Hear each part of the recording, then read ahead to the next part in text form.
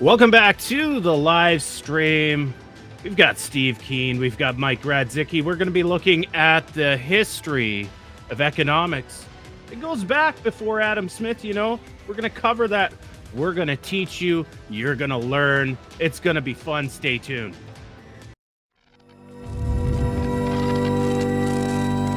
You are now relearning economics.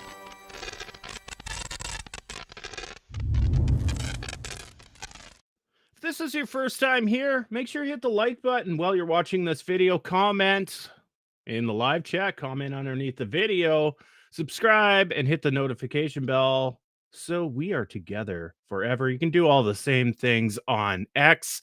Today, we're going to be talking about economic history. I know it's a flavored subject, to say the least. If you think about it, if you look at engineering and physics, they've had paradigm shifts throughout the past, but they're usually big and transitional, right? And they stick out in those fields, right? You can look back at it and say, there's that transition, right? There's Einstein's theory of relativity. With economics, there's plenty more paradigm shifts, but a lot of them get forgotten or overwritten or not completely disputed, but something else comes along, right? So it's a very rich history of characters, to say the least. Some shifts are reasonable shifts. Other shifts are, well, we could say unreasonable.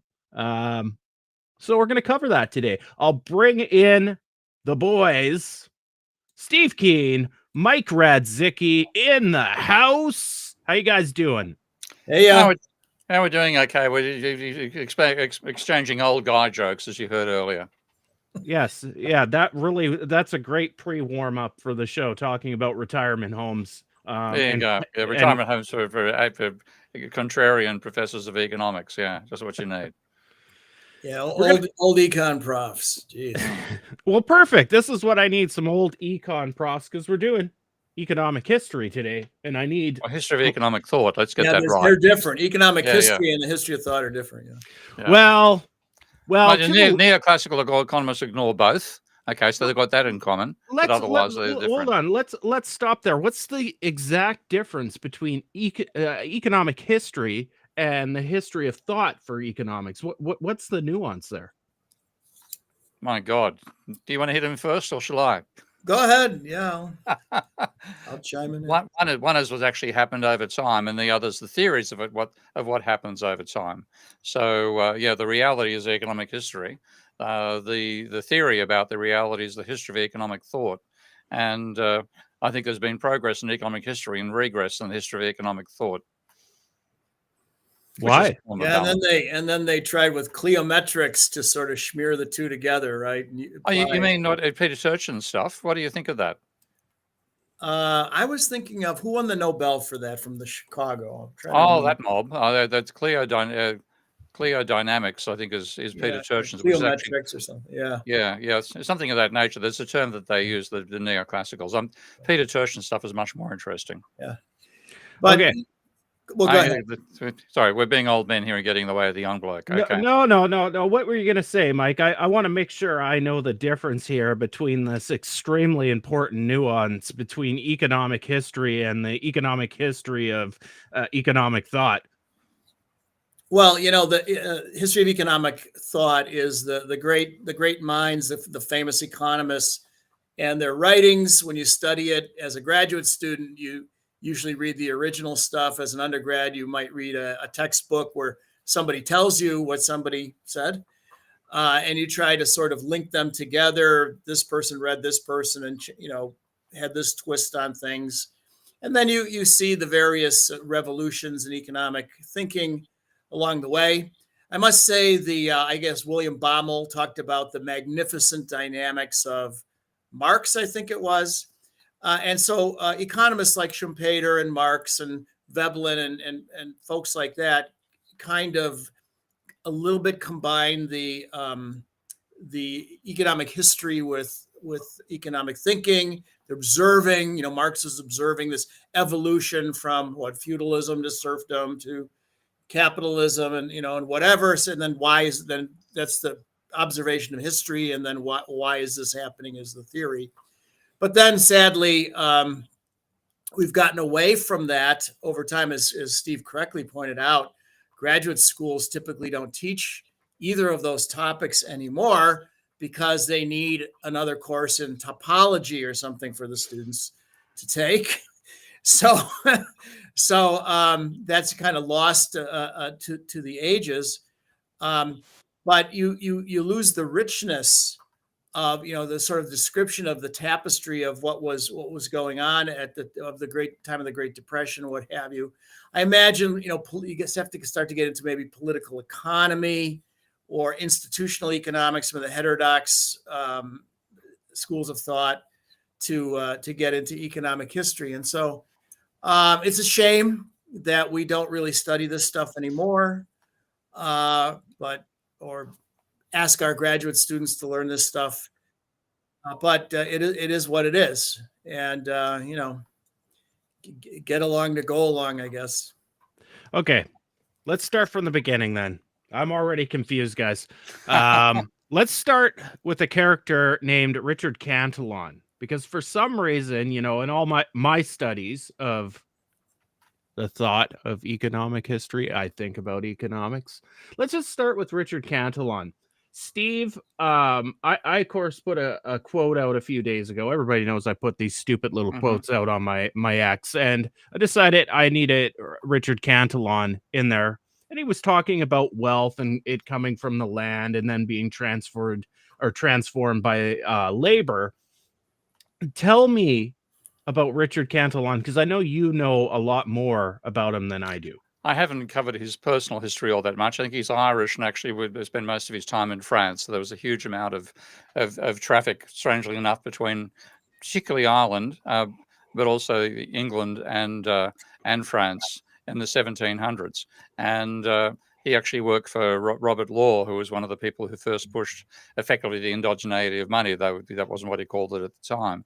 But Cantillon was influenced by and became an influence on the school of thought that was called the physiocrats in France. And I regard them as not only the first genuine school of economic thought, but the one we should never have deviated from. We should simply have improved what they were doing, because their starting point, this is quoting from Cantillon's, what's it called? Looking for the name here. An essay in economic theory is the translation. It was published in French, but that's where he was based. Essai sur la nature du commence général is the original term, so it becomes essay in economic theory. And the opening paragraph of that, which I find quite remarkable when I compare it to Adam Smith, is: land is the source or matter from which all wealth is drawn. Man's labor provides the form for its production, and wealth in itself is nothing but the food, conveniences, and pleasures of life. And frankly, I think that's the best starting point for a book on economics ever, because given the time at which he's writing, what he's fundamentally saying is that nature, which we would now summarize to energy, provides the inputs that enable us to have an advanced civilization in the first place.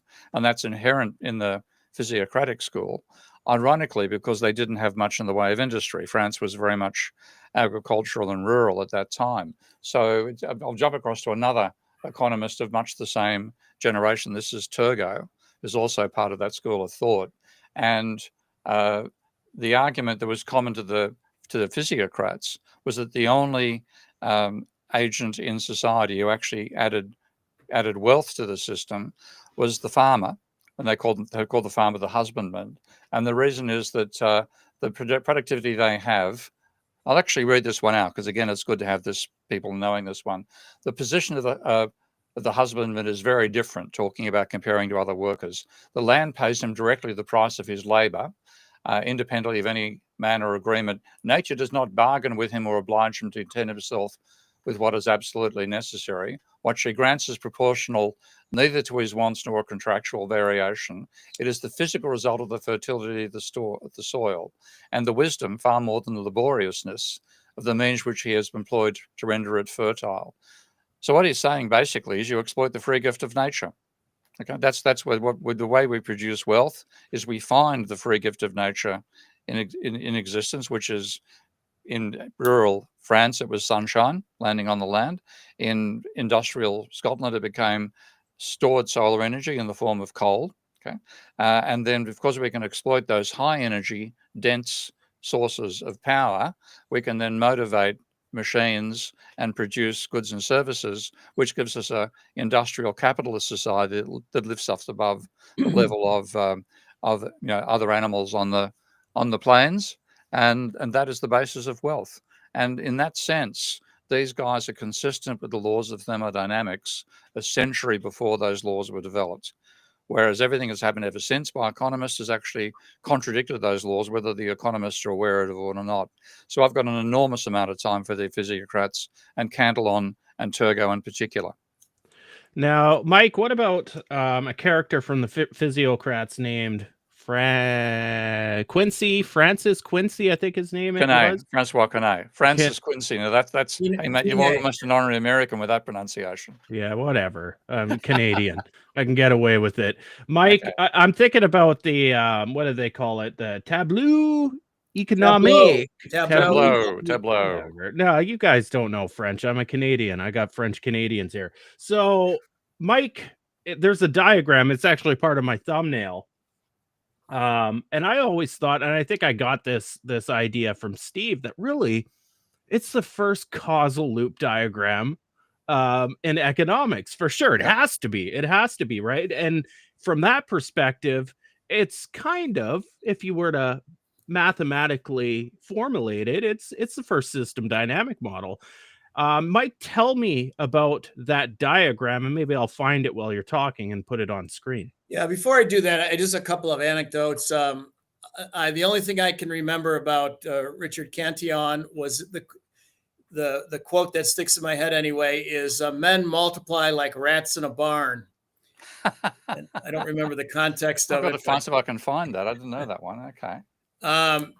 And another fun fact, when I was a PhD student. Yeah, he's right. I'll just read it out. Men multiply like mice in a barn if they have unlimited means of subsistence. The English in the colonies will be more numerous in proportion in 3 generations than they would have been in 30 in England, because in the colonies they cultivate new tracts of land from which they expel the savages. There you go. Yeah. There you go. So, but the guy who taught me as a graduate student, the history of economic thought, a guy by the name of Steve Warland, he was a wonderful professor. His thing, if you wanted to see him during office hours, his office hours every day were at noon, when he was ice skating on the Notre Dame hockey rink. It was open at noon for free skating. And so you had to lace on a pair and go skate next to him to ask him questions, because that was one of those. So if you couldn't skate, you couldn't talk. Very good. I like that. I would have taken him off on a tennis court. That would have been funny to be served by me while trying to get me to answer questions. But, you talk about quirky professors. But yeah, the tableau. So, it's been alleged also it's the foundation of input-output analysis.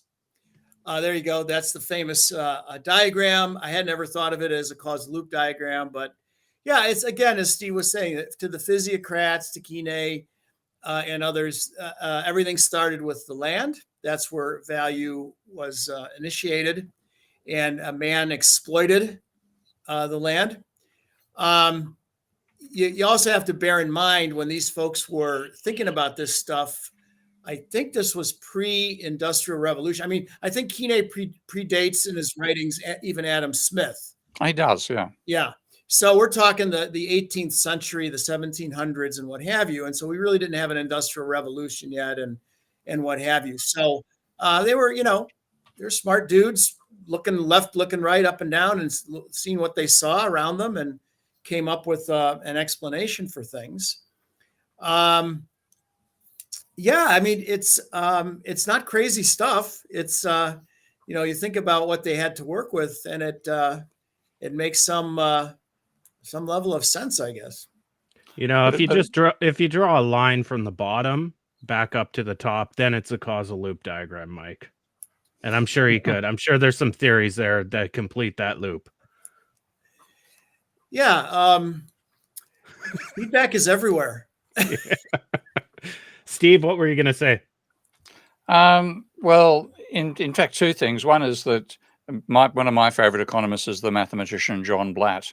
And Blatt only took up economics after he realized what a disaster it was by attending a seminar on so-called advanced international trade theory given by an old friend of mine, Murray Kemp, at New South Wales University. And he was so completely horrified, he thought he'd go and see how on earth did economics get into this state. So he actually read a late research project. I'm sure he was in his 60s when he began that research project. And he started with Cantillon and then got to Keynes. And when he looked at the tableau économique, he said it's the first macroeconomic model, which is similar to what you're saying, Ty. And he actually finally concluded that if he had to name the greatest genius in the history of economics, he'd nominate Keynes, because there was no preceding concept like the tableau. Okay, as you're saying, it's the first causal loop diagram. It's the first, in some sense, it's the first causal diagram. Because it says, here's where the wealth originates. You have a certain stock of money held by the owning class. They then pay that to the farmers to make them produce output. The farmers produce a surplus, so there's no other surplus produced in the system. And then that's paid back to the landlords, who made the feudal landlords, of course, in France at the time. And they then use that to either buy food themselves or they buy manufacturers, and the item that Keynes had in that table for manufacturers was carriages. Okay? It was high tech, high prestige to have a carriage back in those days, a bit like owning a Lamborghini today. And then that would just transform the value that it got from the farming. It didn't increase the value. And then that dynamic played out through an iterative process until you finally reproduce the original investment of the ruling class, and then that was reinvested on the process went. Would be fun to actually put that into Ravel. I was just thinking, so Mike, it would be the overall loop would be a balancing loop. So the final, the bottom of the page would actually be reducing the stock of resources at the top of the page. So it would be a balancing loop, and without any other loops, it basically shows. Well, we'll get into equilibrium. Well, no, it would actually it would crash. It would crash. He was a neoclassical. Oh my God. We just discovered this. Okay. This is a perfect segue. Before the neoclassicals, let's get into the classicals. So we've got the physiocrats that I think we could safely say that diagram was produced, I believe, 20 years before Smith wrote The Wealth of Nations. I should look that up, but I'm just guessing there. So let's get to Adam Smith. What was so different from with the classicals from the physiocrats? How did they see things differently? What were the main branches that kind of basically put the physiocrats in the dark for a couple centuries? It's only now, because we collect history so well, that we recognize the physiocrats. But what really changed with the classicals coming along, specifically with Adam Smith?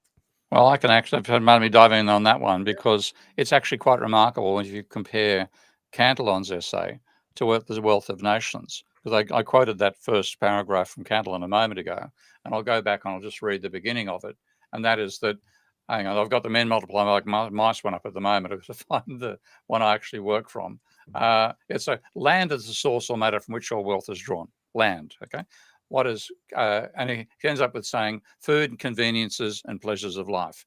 Limits to growth, Smith, pardon me, Wealth of Nations, the annual labour of every nation is the fund which originally supplies it with all the necessaries, conveniences of life. So you had a switch from land being the source of value to labour being the source of value.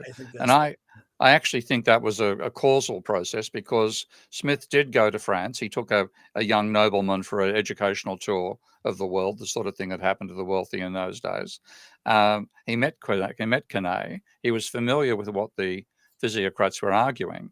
But in effect, what the physiocrats said is that land produces surplus, but manufacturing does not.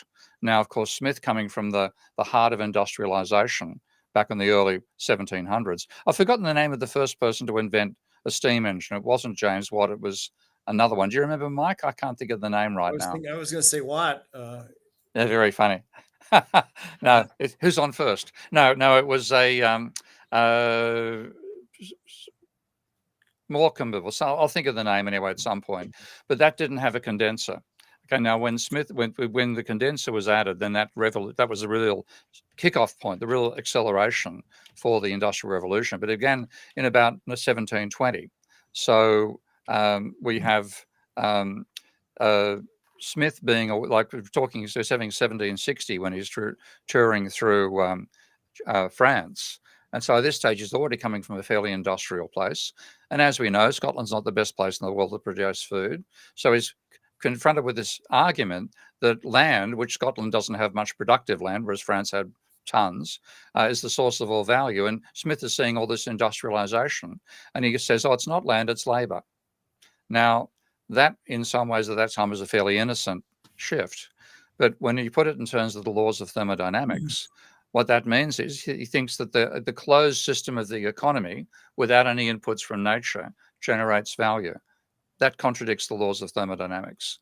You can't have a closed system generating value. You've got to have an input from the outside. Energy coming in from the sun enables that. So what we do, we take that energy and we transform it into things which are useful for ourselves.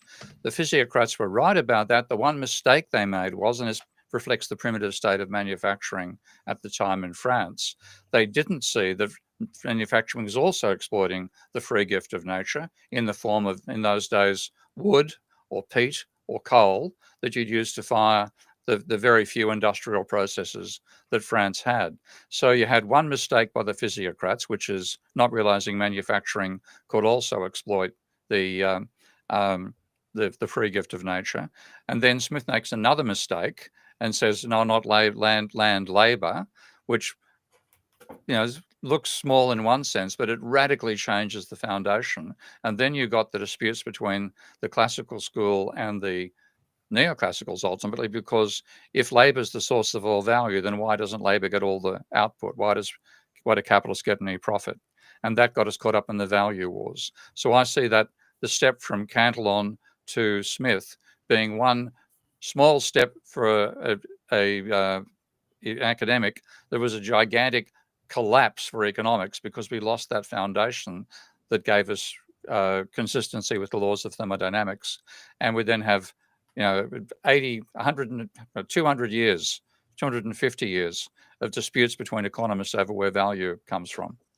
So it was Dennis Papin was really the first guy to work on steam technology, but most of the innovations were developed by James Watt. You guys can look that up for yourself because I just did. Newcomen. Now, Joe's helped us out here. Thomas Newcomen. He was the first person to make a steam engine that worked, but it condensed, it heated and condensed in the same cylinder. So what Mott did was separate the condensation process and dramatically improve the efficiency. And that's why we talk about Watt, we forget about Newcomen, but he made the first functional coal steam engine, and it was to take water out of coal mines. That was the function. I'm just looking up on Wikipedia here to see if this Newcomen is mentioned, and he is not. So, Joe, maybe you should go on there and correct history. I'm just looking to see his name, and I don't see it highlighted anywhere. I see a lot of James Watt. I see some favoritism. Okay, yeah, so we have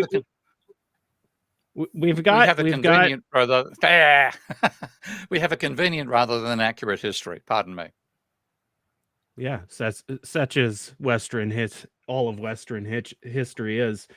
We've talked about Adam Smith, but there's other characters from the classicals like Ricardo, for instance. And we've got him, and we've also got Marx. Now, I know this is jumping, quite a bit here in decades.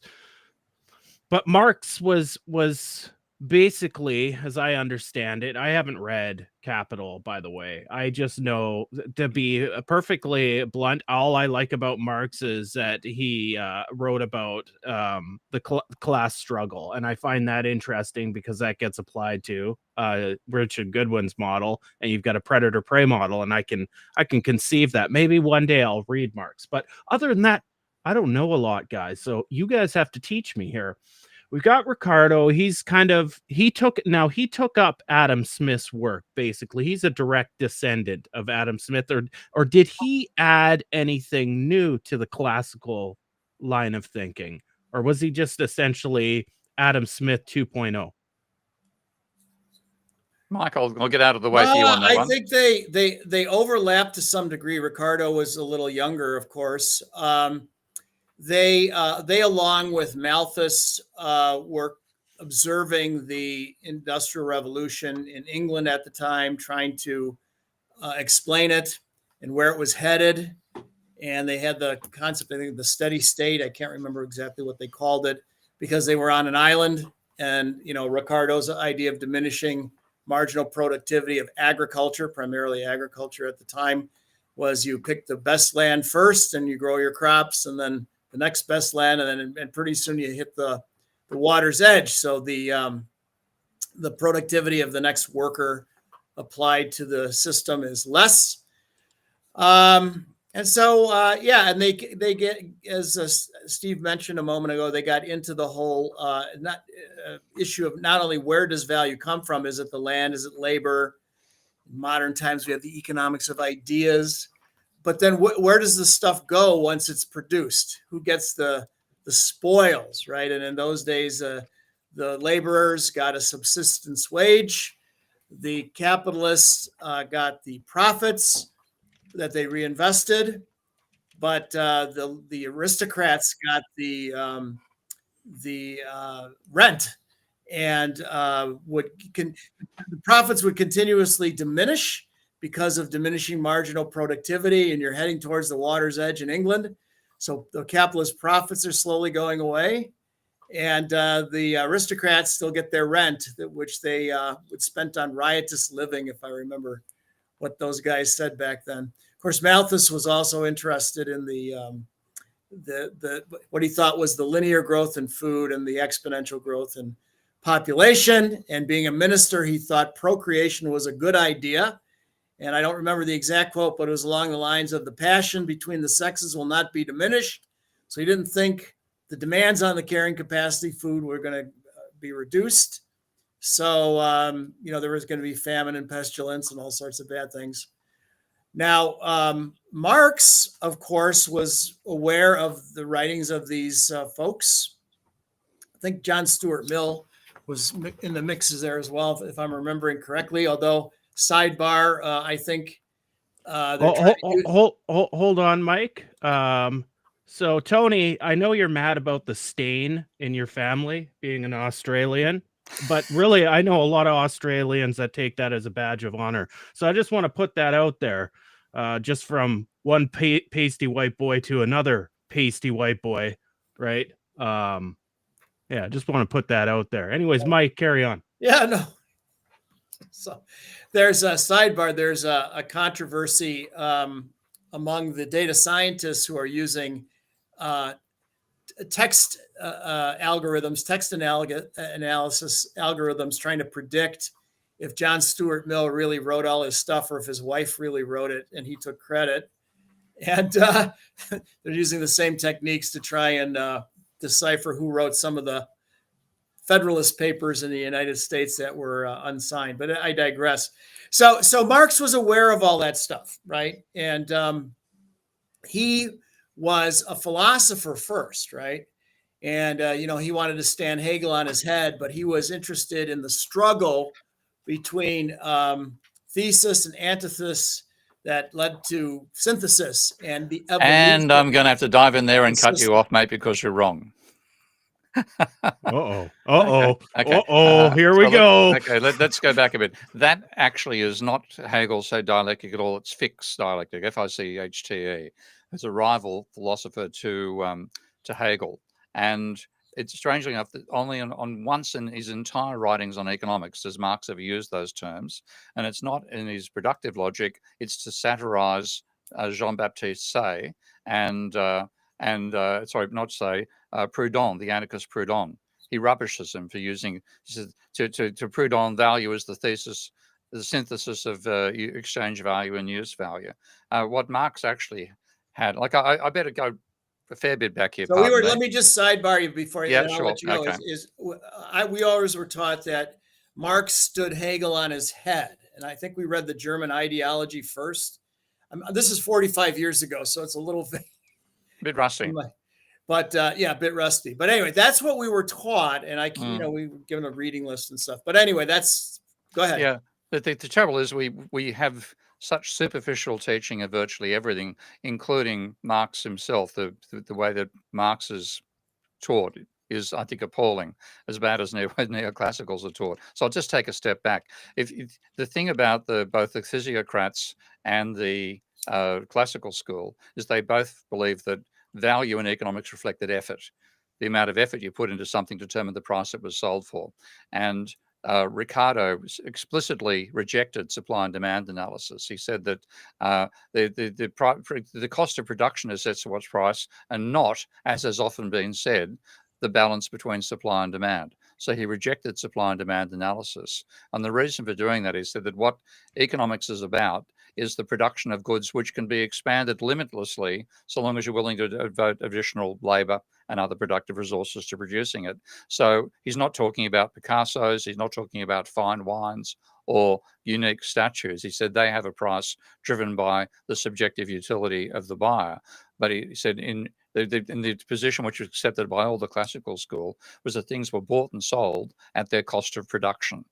Now, this generated a dilemma for the classical school, because if you buy stuff at its cost of production and you sell it at its cost of production, how can you make a profit?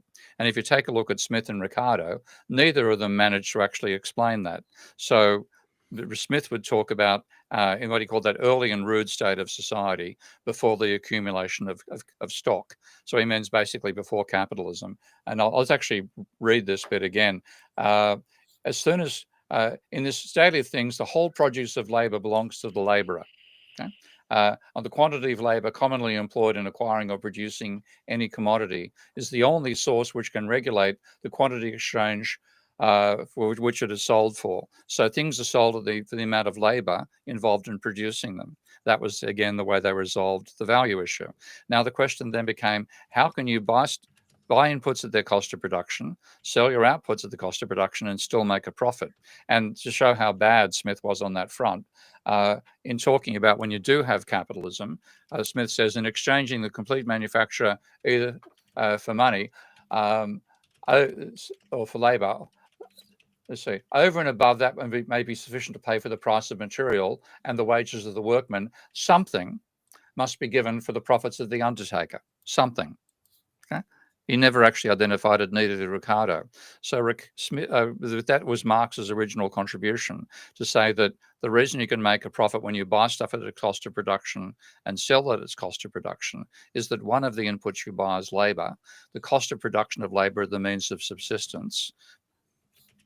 But the worker, which might take, say, 6 hours to make, 6 hours out of a working day, but in fact the worker works for 12 hours, and then there's a gap between the cost of production of the labor and what the labor actually does in manufacturing, and that was the source of profit, and that led to the labor theory of value and Marx's arguments about the eventual collapse of capitalism because of an increasing ratio of machinery to labor. With labor the only source of value, that increasing amount of capital means the rate of profit has to fall, and that's what Marx thought would lead to revolution. And at a later stage, he actually rediscovered Hegel's dialectic. This is in 1857 when he's writing the Grundrisse, and he then shifted from that explanation to one that uses Hegel's dialectic, which is actually not synthesis, antithesis, synthesis. I can never pronounce it. I know it's hard to say. My tongue go numb. Okay, but what he actually had was foreground, background, and tension. Okay? So you have any entity Marx would call the unity. the unity is embedded in society. Society will focus upon one aspect of that unity. That becomes the foreground of the unity, but the unity can't exist without its background as well. So the fact that it's effectively stretched by society means there's a tension between the foreground and the background of the unity, and that can lead to social change over time. So it's actually quite a dynamic philosophy, and one you can actually apply, unlike that bloody thesis and antithesis, which just makes it, just shows whether you can pass tongue twisters. So what Marx then did is said, well, now we say that commodities are bought for their cost of production, same basic idea. They're paid for at their value. The buyer exploits their use value, and they're incommensurable, rather than making the marginal stuff we'll talk about in a moment, where marginal cost and marginal utility are brought into alignment by the market process, according to neoclassicals. In Marx's case, things were bought for their exchange value, and the buyer would then use their use value. Now, in most cases, the use value is going to be qualitative. You sit in a chair. The cost of making the chair is so many hours labor and machine time. The benefit is the utility of sitting in the chair, and they're incommensurable. But in manufacturing, the inputs are quantitative, and the outputs, the use value to the capitalist, is also quantitative. So there's going to be a gap between the use value and the exchange value of inputs to production. Now, when Marx discovered that, he had basically a nervous breakdown, because that meant that machinery could also be a source of value. And so to hide that result, which he didn't want, he bullshitted his way through the first 5 chapters of Capital, and that bullshit persuaded people that machinery could add no value. But when you read Marx properly, as I've done, you find that by saying the commodities, inputs into production, are bought for their exchange value, and the user then exploits their use value. The use value is quantitative. You produce stuff for production. And Marx himself actually said use value and exchange value in manufacturing are 2 entirely different magnitudes. So there's actually, in Marx, there's a reason to say that machinery can produce value as well, and that eliminates the tendency for the rate of profit to fall. Now, that hasn't turned up in Marx's theory, because just like neoclassicals are ideologically wedded to capitalism, Marxists are ideologically wedded to the collapse of capitalism, and they don't want to know anything in Marx that contradicts that. So go ahead, respond, Mike. I just wanted to step everybody back for a second and make sure that, and Steve I'm sure will correct me if I got it wrong, and that the big picture thing is that Marx was primarily interested, as was Darwin at approximately the same time, in the evolution of the system. So he observed, so this gets us back to tying it to economic history, that, that society evolved over time from, slavery, feudalism, serfdom, and so forth into capitalism. And the logical idea was it's going to evolve to its next stage, which of course would be socialism and eventually pure communism. And he was wondering, well, what were the forces that were causing not the Newtonian dynamics or change within a given system structure, but the Darwinian change that was change of the system structure. Mm-hmm. And that's where, whether it's thesis, antithesis, synthesis, the tongue twister, or I forget what's even forward look. I can't remember. Foreground, background tension. Yeah, whatever. That the institutional economists talk about the ceremonial or traditional way of doing things and the new or the technological way of doing things, and the clash between them resulting in some new structure. So, that I think was his primary goal, to explain, how did we get here from all these stages, and where are we headed? And obviously, you could accelerate the movement from capitalism to pure communism with a revolution. You kind of skip the intermediate step there. And then you get into all the details. So, okay, how is he going to explain it? And Steve is starting to lay out a lot of the concepts in Marx, as I remember. Yeah, no, that's very true, mate. And that's one reason why Marx is so much richer than most people you read in the history of economic thought, because Ricardo and Smith were basically, well, Smith was trying to argue for feudalism to be defeated and capitalism to take over. When you look at what Ricardo did with the Corn Laws, he was trying to do the same to stop the stationary state occurring in the far future. Marx was talking about how do we come out of feudalism, how do we get to capitalism, how will we go to a new society as well. So he's really talking about evolution of social structures in a way that you can only really find that in anybody who approaches him in the history of economic thought. It's probably Schumpeter.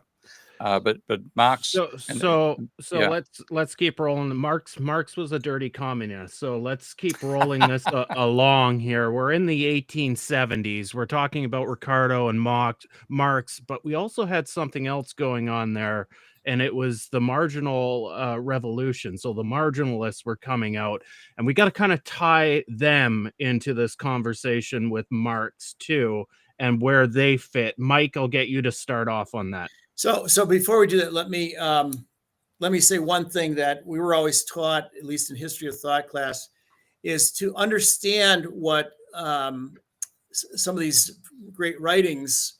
You have to understand the environment within which these authors were writing, and they would tell us, don't look at econ books, look at literature. So look at A Christmas Carol with Ebenezer Scrooge and Bob Cratchit and so forth. That's the capitalism that Marx was observing. Exactly. And for the Great Depression, look at The Grapes of Wrath and the Joad family moving from Oklahoma to California, trying to survive at the Dust Bowl and all of that. So I thought that was always an insightful thing. One other point on before we leave the Marxists, when I was a student, there are several posters that most econ graduate students would have in their office. A well-known one was All Hail Marx and Lenin, and it was Groucho Marx and John Lennon. So the marginalists, well, I guess David Ricardo probably kicked that off.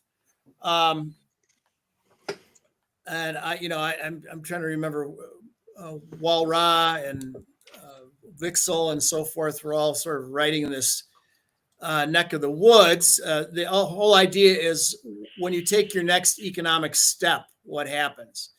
And if nothing good happens, you don't take that economic step. And Steve, you might be able to help me out on this one. Was Jeremy Bentham a marginalist? I know he was a utilitarian. I think in many ways, I regard, if you're going to look for who's the father of neoclassical economics, it's the economists always acknowledge Smith. If you read Mankiw and all those trivial neoclassical textbooks, they'll make Smith the father of economics. When you look at it, the person who's most like neoclassicals is Jeremy Bentham, because he talks about basically utility maximizing behavior by individuals, and he was the one who was in favor of abolishing regulations in general. So, for example, Smith was in favor of controls on the rate of interest, and Bentham was against them. He said it should be basically a market decision. Whatever rate should be paid, what people want to pay, that should be the rate that is paid, rather than having controls, which Smith actually agreed with. And Smith and Ricardo and Marx all had this idea that value was objective, whereas where the neoclassicals came from was value was subjective. And in that sense, Bentham is much more aligned with the neoclassicals than Smith or Ricardo. And you don't see Bentham acknowledged, which is a pity, because he's the guy to actually blame for armchair economics. Because one of the things that Bentham did as a lawyer was he presumed that there could be a level of punishment that was just sufficient to deter the crime. Okay. And he worked out a whole table of punishments that would stop somebody, for example, stealing a loaf of bread or murdering somebody, et cetera, et cetera. And his plan to control this was to have everybody who's convicted of a crime put in a jail where they could all be observed from one point, where they'd be required to do work to get their way out of jail. And there was a single point of observation he called the panopticon. And that sounds a bit like the central planner that neoclassicals have now indulged in to try to make their models reach equilibrium. So the marginal thing went from seeing value as being objective and based on the cost of production to value being subjective And you therefore had to look at the trade-off between utility and cost. So they got the idea that people buy something until the marginal cost of purchasing it equals the marginal utility of receiving it. And then the ratio of prices of two goods was going to be the ratio of their marginal utilities. And then that's the way they managed to effectively quantify the unquantifiable, because utility is subjective. How do you quantify it? You say, well, the rate of change of utility could be the same as the rate of change of price. And then you get this equilibrium concept coming out of that. And that's what we're still stuck in, that garbage today. So just another, that was a great explanation there, by the way. Another sidebar is Jerry Bentham is still with us, sort of. He left. I visited him last week.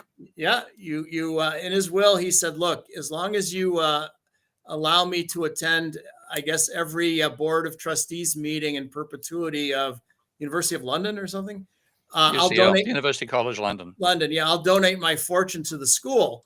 So they essentially mummified the dude in a chair, and I think they wheel him out for every trustees meeting to the conference room, and he's marked as present but not voting, and then they put him back in his closet. Or I wasn't aware of that detail. Now. Yeah. Funny. One more detail I give you about that particular mummified thing, which I went to UCL last week, so I walked past Jeremy as I always do, and coming in from the entrance, and he was University College London.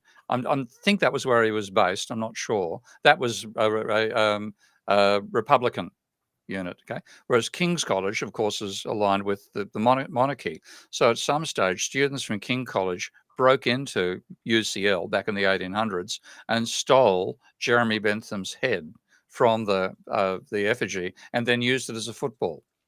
So it was so mangled after that treatment that they couldn't put it back on the head again. This is what maybe these days we could do it, but it wasn't possible in the 19th century. So the body is still the mummified body of Jeremy Bentham, but the head is a plaster cast.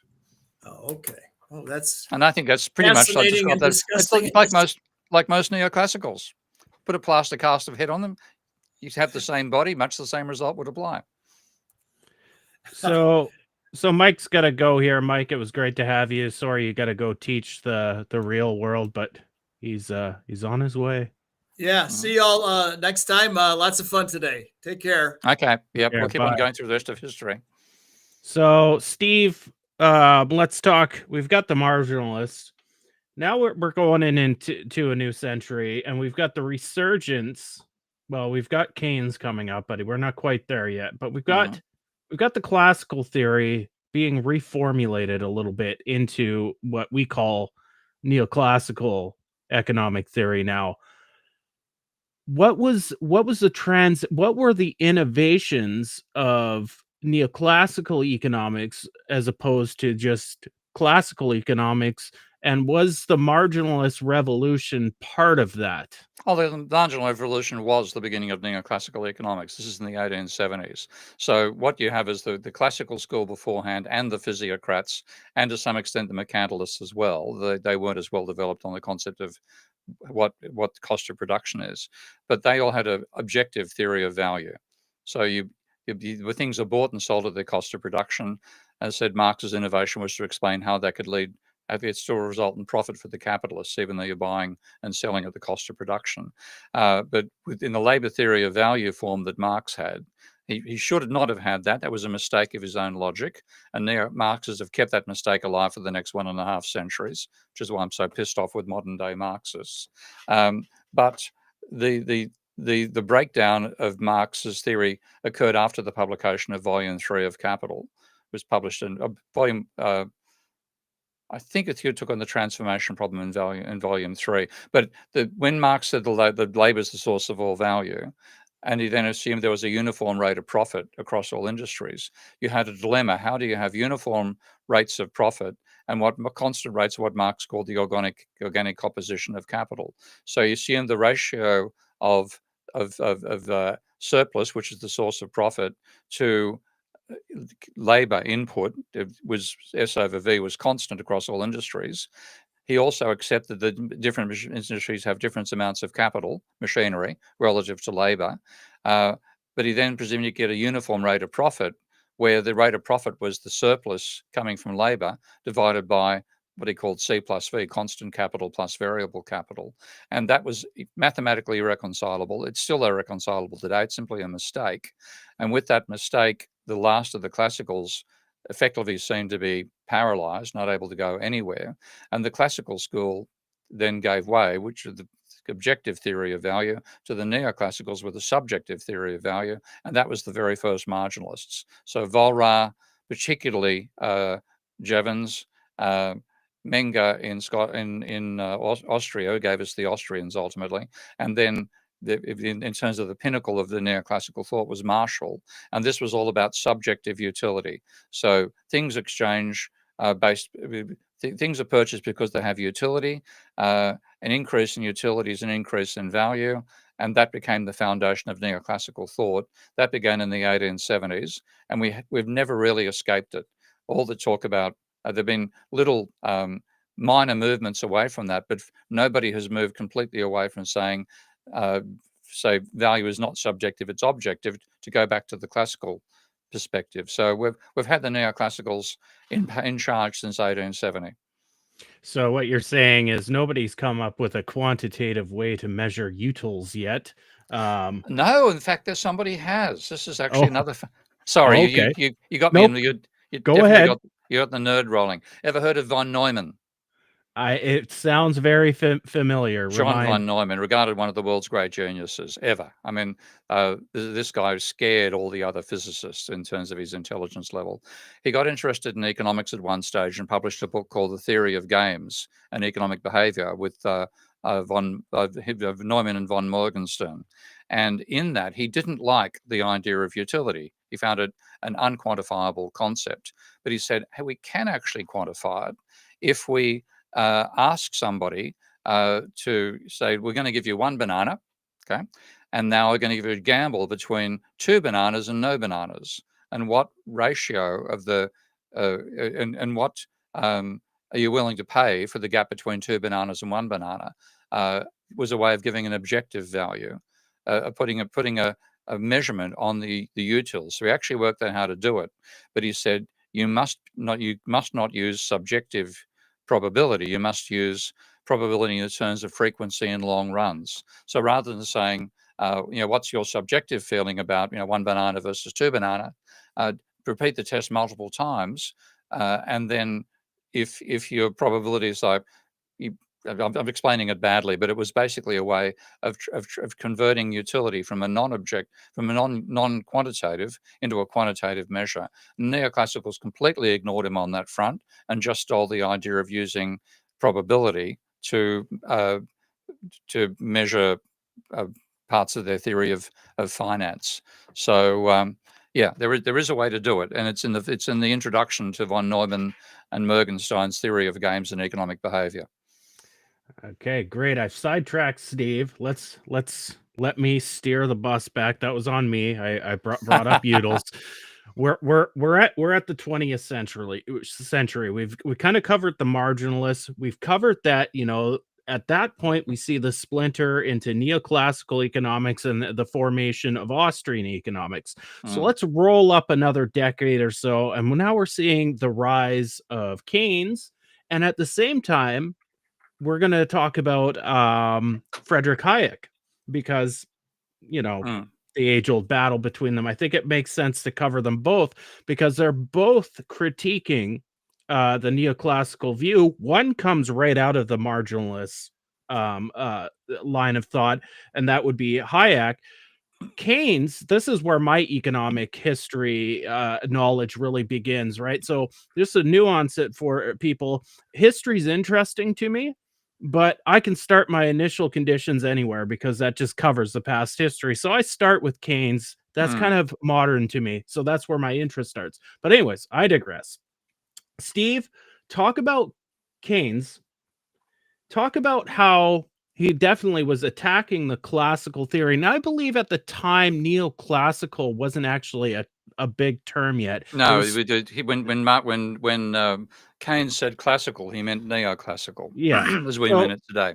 So talk about Keynes. Now, I know from Keynes that in a lot of ways, like reading the general theory, he was still stuck in a framework of the classical. So he was kind of halfway there in a lot of points of the general theory, and I was like, okay, but Yeah. you're thinking from the old framework. You're not quite breaking out. So talk about that, and also talk about Hayek at the same time, because he's going a different direction, but also attacking the classicals in a way as well. So kind of give us your knowledge on that point in Well, time. I mean, Keynes was he wasn't a direct student of Marshall, but I think a student of the followers of Marshall, and Marshall was a marginalist. Okay, and so you had the idea of marginal utility, marginal cost, etc., again with Marshall, and Keynes sort of saw that as correct. He actually in the preface of the French edition of the General Theory, he said he's trying to integrate the theory of value to make it consistent. And what he's really talking about is trying to make his approaches consistent with Marshall. But Marshall was, again, somebody who said that marginal cost and marginal revenue make sense. And what it didn't have, what Marshall couldn't handle was uncertainty about the future. So the way in which Keynes became a rebel within the neoclassical school was that he said, the most important decisions we make are decisions about what we think is going to happen in the future when we can't know the future. So we have uncertainty affecting our decisions to invest.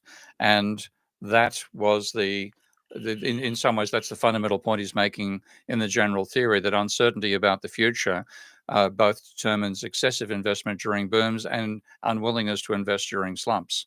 So he had bringing in uncertainty and realism of the actual nature of markets rather than the myth of them being like 17th century spot markets, village fairs type thing.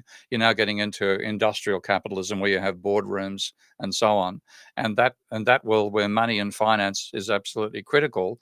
The neoclassical school had no role for money. So Marx was saying Keynes's critique of the Marshallian approach was the failure to have a theory of money, and Keynes described holding of money as being a sign of our disquietude about our own expectations about the future. So the money stuff was the main innovation that Keynes made over the Marshallian school he came from, and he hadn't broken away from the theory of value itself.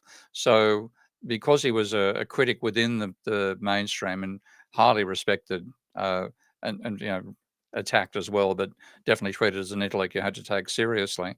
He had a lot of other followers around him, like, for example, Piero Sraffa. And Sraffa was somebody who rejected the marginalist theory entirely. So Keynes was caught in this milieu of people who were pro and anti-marginalist, while he was trying to extend the understanding of money and see the role of money in enabling investment and future growth, and then explaining why the Great Depression happened. So Keynes is a bit of a mess. I really don't like the general theory. If I had to recommend my favorite reference by Keynes, it's a paper in 1937 called The General Theory of Employment, not the book. And that's only a 15-page, very good summary, talking about uncertainty and saying how he attacks the classical school, what he called the classical school, the neoclassicals in that. And I think you get far more of his innovations in his papers in 1937 than you get from the general theory itself. I agree. So we've got Keynes there. At the same time, we've got Hayek. I want to try to fit in some Austrian economics here too. I know you're not, well, you do actually. You're pretty knowledgeable. We got Schumpeter in there as well. Talk about him as well, and what was he saying about neoclassical economics? What did he disagree with, and what was he proposing to push forward? Kind of Well, talking. Schumpeter had a better understanding of cycles in capitalism than virtually anybody. And that's what I found really quite remarkable about him. I first read Schumpeter, a book called Capitalism, Socialism and Democracy. And it was set as an essay to read in my third year at Sydney University in a brilliant course called The History of... can't remember the title right now, but it was taught by Ted Wheelwright. It was a brilliant Lancastrian 2-meter tall Lancastrian socialist. And he gave us the history of economic thought in beautiful, beautiful lectures. And I'm losing my train of thought here, but in setting Schumpeter, I read the book and I thought, what a waste of time, because Schumpeter basically argued that capitalism would give up at some point. People would be embarrassed about being capitalists and they'd cease being capitalists and we'd move on to socialism. I thought, what a wank. So I was very critical of it. Then I got given a task of teaching a course at Western Sydney, when I was the senior lecturer there, which had been taught it appallingly badly by a previous lecturer, and I was asked to take it over halfway through, and it was managerial economics. So I thought, well, I better, everybody talks about Schumpeter and managerial economics, I better read some more Schumpeter. So I got a copy of a book called A Theory of Economic Development, and that was actually Schumpeter's PhD thesis. And I thought it was absolutely brilliant because he explained the cyclical nature of capitalism just quite magnificently, and it involves endogenous money. So he said, he defined the essence of capitalism being innovation, but he said in the absence of if you're in equilibrium and there's no change to technology, there is also no profit. Because if you take a look at how the neoclassicals define profit, it's returns to the marginal product of capital is the source of profit. Well, if you have to hire your machines and hire your workers, and you're paying them both the marginal product so they produce times their cost of production, you get zero profit. You might get accounting profit, but you can't get economic profit. So Schumpeter said the only way to profit is by disturbing what he called the circular flow. And to disturb the circular flow, you've got to innovate. To innovate, you've got to come up with something which means you can reduce the cost of production or produce a new product that has never existed before or find a new line of supply. But to make his logic more difficult, frankly, he said, I'm going to assume that all innovation comes from people who don't have money. Okay? So rather than having firms like Apple innovating and producing the iPhone, he's presuming that some brand new startup with no money, I think it sounds like me, gets a new product and then disrupts the market and makes a profit. And he said that to do that, they've got to have money, but they have none. So they've got to borrow money from banks. And he also saw banks as being essential, playing a role like venture capitalists, funding entrepreneurs, giving them money to buy the labor and the capital they need to try their new approach to production. And when they do that, there's an endogenous increase in demand because you're paying a higher wage to take workers away from where they're currently fully employed. You're buying capital equipment at a higher rate. You're increasing the price of everything. You've also got new money in circulation because you borrowed it and it's being spent. So you get a boom in that stage. But then once you bring the technology online, you may have a technology which reduces the cost of production of something like clothing, for example. And so if you reduce the cost of production, you then undercut the other firms which are using the old-fashioned approach, and you cause a slump. And it was a beautiful explanation of cyclicality and capitalism. One thing he left out was the accumulation of debt over time, which is what his PhD student Minsky gave us. But Schumpeter, I think, it's the only time I've read a book of some ancient economist and with following verbal logic, and I did not find a single point at which he made an intellectual slip in his own logic. Whereas everybody else, Keynes made mistakes, Marx made mistakes, Smith did as well, the physiocrats too. The one person I've ever read in the history of economic thought who did not make a mistake within his own form of logic was Schumpeter. Great. So we're gonna get to the 1950s here and Uncle Milton and the monetarists, but I want to do a sidebar here. We got a couple questions, and we're gonna miss things, guys, going through this because economics is very broad. But there's a few questions here, and I think we should cover them.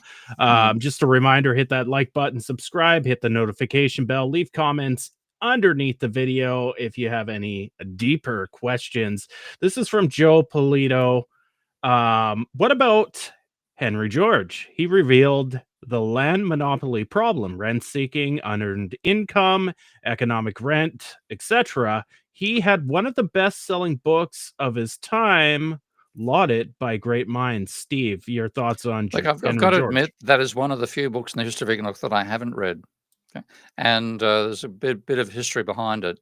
I ran a conference in what we called a conference on radical economics in 1973 at Sydney University, and a whole bunch of old Georgists came along and saw it. And I don't know what the history of this is in Georgism, but Georgism was an extremely influential philosophy in the end of the 19th century, particularly in Australia. A large number of people were Georgists and arguing for a single land tax and so on rather than income tax, etc., etc. Now, something happened, and I don't know what it was, but only a bunch of right-wingers continued on with Henry George. So at this conference in radical economics, I had a bunch of right-wing Georges come along. I thought there were a bunch of turkeys, and I thought if anybody, with what they're saying, I'm not going to bother listening to them. So I didn't actually read Henry George because of having met Georgists. Then 30-something years later, when University of Western Sydney shut down its economics department, largely to get rid of me, because the Vice Chancellor hated me, and I thought that was I reciprocated the feeling. The Georgists offered me an office. So I found myself working with Georgists in their offices. This is in Redfern and Sydney. And very good people, not the same right-wing mobs that I met 30 years earlier. And then I asked one of them, well, explain me what's Henry George's approach to economics. And what they explained was Ricardo's theory of rent. Now, this is actually worth backtracking onto because I believe Ricardo's theory of rent, even though it's developed by a classical economist, is actually the foundation of neoclassical economics. And that was the argument that Ricardo made for rent was that when land is first used to produce food, you use the best possible land. And then when you want to expand output as population rises, you have to use less good land. And using the less good land means that the landlord who owns the better land can actually charge a margin because it's cheaper to produce food on the good quality land. You're now using lower quality land. Therefore, the person who owns the higher quality land can charge you rent. And that's the theory of rent. And the idea is the productivity of land declined as you expanded population. So there's an argument the land which is producing the output was of a lower and lower quality. And that's the idea of diminishing marginal productivity. But the basis of that in Ricardo's hands was the land was lower quality as you expanded population. Now, that's one part of there's a reasonable argument in favor of that as a theory of rent. But the neoclassicals adopted that as a really clever trick.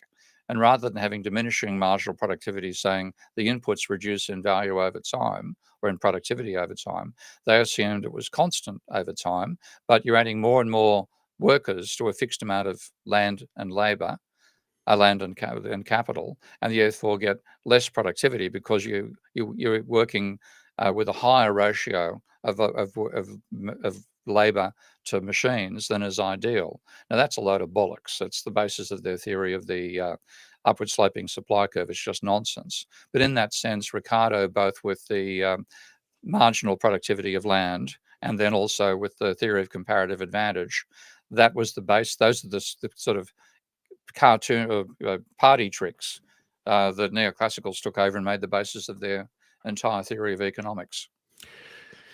All right, we got two more questions, and we're going to carry on with our linear story of economics. This one's from Tony, and Tony and I don't always agree, but I've got the same question as well. Hey, Steve, do you know what drugs the current crop of neo-Marxists are taking? Steve? Got to be crack. Yeah, I mean, I am my first attack, my first attack on economics was attacking neoclassicals when I led the student revolt at Sydney University back in 1973. But my first intellectual attack was on Marxism because I did a study group after the student revolts in 1973 at Sydney University. We all read Das Kapital collectively, and I found the logical error that Marx made, that many believe labor was the source of all value. He actually philosophically proved that all inputs to production can produce a surplus in his terms.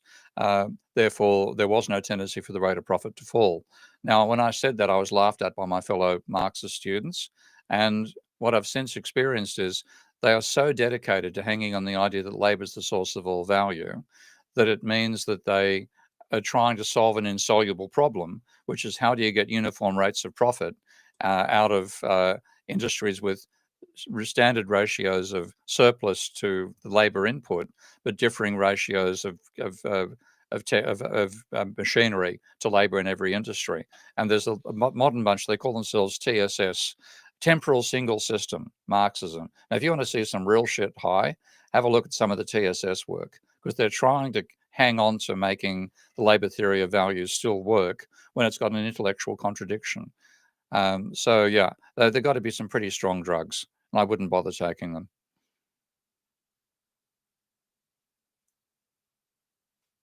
I was muted there. So next question, and then we'll get back to it. I wanted to get to Graham here. Yeah. Would you say that energy, both capital and labor, that is used should be included in its utility and its overall cost to the environment? Steve, I know you got something to say about this. Yeah, I mean, I've been trying. Actually, I've got to write a book on Bob Ayres, who's a chapter for a book on Bob Ayres, who's the physicist who tried to get economists to realize the role of energy in production. But what I working with Bob, I worked out I came up with a little saying: labor without energy is a corpse, capital without energy is a sculpture. Saying that effectively energy is an input into labor and capital without which they can't produce output. And therefore, what we see in terms of GDP is effectively energy converted to useful work. That should be the basis of our theory of value. And I've worked out how to do that. And it's basically post-Keynesian economics with its capital, with its Leontief production function is quite consistent with that. But yeah, energy is absolutely vital. If you don't have energy in, you can't produce anything at all. And whereas neoclassicals have a production model that says if you combine total factor productivity, which is that's just a term they make up, times labor times capital, that's going to explain where output comes from. And they have no role for energy in that, which is complete nonsense.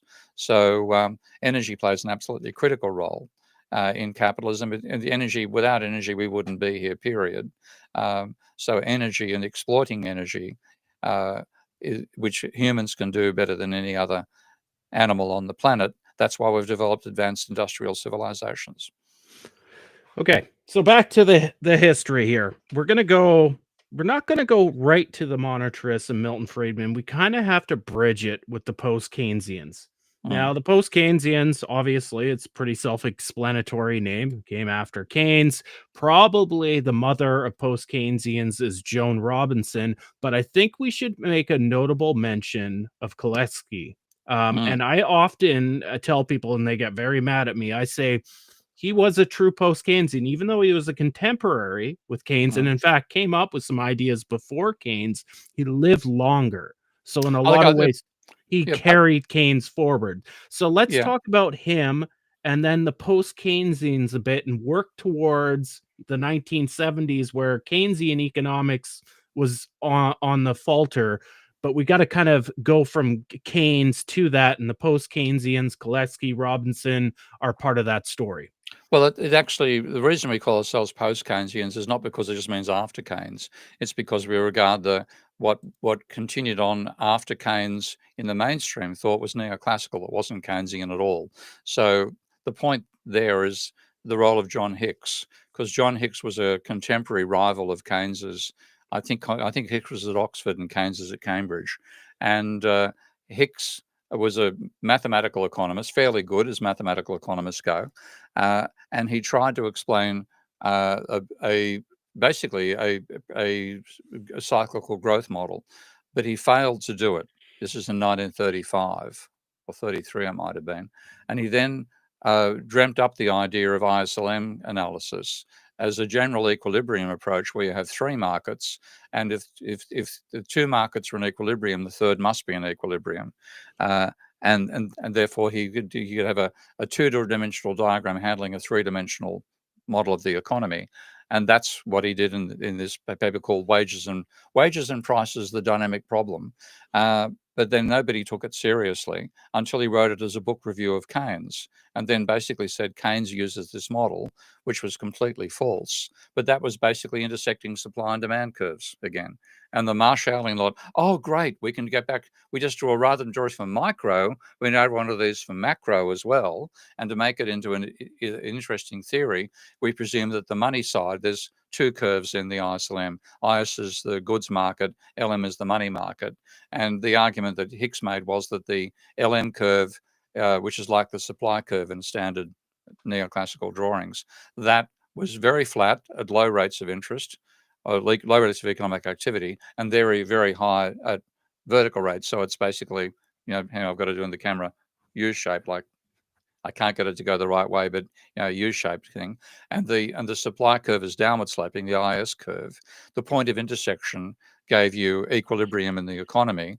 And if you had a low level of economic activity, you're in a range of the rate of interest where the LM curve is flat at a constant rate of interest. So if you try to boost demand, you don't change the rate of interest, and you can therefore boost the economy by boosting aggregate demand through government spending. And that's what he called the Keynesian region of the ISLM diagram. But then when you get past that point and you have you get where there's to get a higher level of output, you've got a higher rate of interest as well. That's the neoclassical region, and he called it they call it the Keynesian neoclassical synthesis to combine those two together. So the reason we say post-Keynesians is that paper by Hicks was published in 1937. Keynes published his own summary in 1937. The profession went off along following Hicks, which is actually neoclassical. The people like Joan Robinson and Kaldor and Schaffer and so on, that's not what Keynes meant. And that's where the term post-Keynesian came out of that work. So the divergent point is actually in the year 1937. The profession goes off on what they called Keynesian, but it's actually Walrasian with the ISLM diagram. And then the post-Keynesians say, no, we've got to go this contrary direction that Keynes gave us. And that was much more like the classical school, cost of production determining price and so on. So ultimately, the neoclassicals have stuck with the utility maximizing subjective value approach. The post-Keynesians are saying the cost plus price approach is right. We can explain profit from a cost plus perspective. And Koleski came in and walked straight into that field because, being an engineer, it made eminent sense to think that way. And when he saw what economists were doing in terms of dynamics, he was absolutely horrified. So the famous comment, which you'd know this one well, was when he went for lunch one day with Joan Robinson and Nicky Kaldor in London and walked in, and before they could say a word, he said, "I've worked out what economics is. It's the science of confusing stocks and flows." Love it, because Your man. Yeah, definitely my man too. Yeah. Yeah, no, he's a great. Okay, so we've kind of nuanced what happened there. Would you say then that was kind of I'm going to split the term new Keynesian and neo Keynesian. Would you say that was the split from Keynes, where one way went to post Keynesian, which we agree is the true, Keynes way of thinking, and then the other way is the neo Keynesian line of thinking? So the synthesis. Oh, we've said that too much today. Would you say that's the birth of neo-Keynesianism? Oh, the Keynesianism synthesis. Well, it was a counter-revolution. I mean, Keynes, as you said, he was sort of between two worlds. He was trained by Marshall's followers, thought in supply and demand terms in most cases, accepted the marginal productivity theory of income distribution. But because he was an iconoclast and definitely a highly original thinker, I mean, one of the great thinkers, one of the great writers of economics, without a doubt. He writes like an angel, as Jeff Harcourt once said. He was a deviant trend, so he attracted all the deviants to him. So you had Joan Robinson, who was very much classically inclined, Nicky Kaldor, who looked for very much empirically driven. So he tried to find what are sets of regularities we can see in the data and how can we explain it. Koleski comes along, who's an engineer and uses engineering approaches. Schaffer, in particular, somebody who had well and truly had a Marxian foundation, but broke away from Marx as well, and was again very much working in an objective theory of value with his input-output analysis and so on. So when Keynes was the precursor to a revolution, there should have been an intellectual revolution during the Great Depression. But what you had instead was, when Hicks came along, it meant they thought they could interpret what happened during the Great Depression using what were actually Walrasian concepts. So they called them Keynesian, they called it neo-Keynesian, but in fact, when you look at where it came from, it's Walrasian general equilibrium. So Keynes's revolution was aborted by Hicks, and then the neoclassical school was really built by Paul Samuelson. So what we call neo-Keynesian is actually Samuelsonian economics, and that's what became textbook economics from 1948 forward, when Samuelson published his PhD thesis as Foundations of Economic Analysis, and that gave us everything that students learn these days. You got indifference curves, isoquants, production possibility frontiers, equilibrium, etc., marginal this, marginal that. It's all Samuelson. So what they say is Keynesian is actually Samuelson. So between, Keynes and Milton Friedman, we also had Bill Phillips, and Bill Phillips had the Phillips curve that we often say was bastardized by a few people. And what happened is this bastardized version of the Phillips curve, and we've shared the original paper many times on this live stream and others, was essentially there's a trade-off between price inflation and unemployment. And we come to the 1970s, and that relationship's breaking down. And this gives rise to a character named Milton Friedman, a very short guy, very, very short, shorter than my significant other. If anybody's seen the pie in the face video, oh, it's classic. But I anyways, did see that. It's hilarious. Yeah. So we've got Milton Friedman, and he comes along and he proposes rehashing the quantitative theory of money, a new form of it, and monetary aggregates. So let's talk about him. And this is this is coming into your time as being a student. This is kind of roughly around the same time his rise and you doing your undergrad. So talk about that point in history and Uncle Friedman, as I like to call him, Milty. Yeah. I mean, that Friedman was an ideologue, and like this is common for neoclassical economists, because what the neoclassical system describes is a perfect anarchist society. Okay? You have everything. People produce goods and services, and they get paid their marginal product in doing so. So it's a meritocratic income system. They get their utility maximized, so it's socially beneficial as well.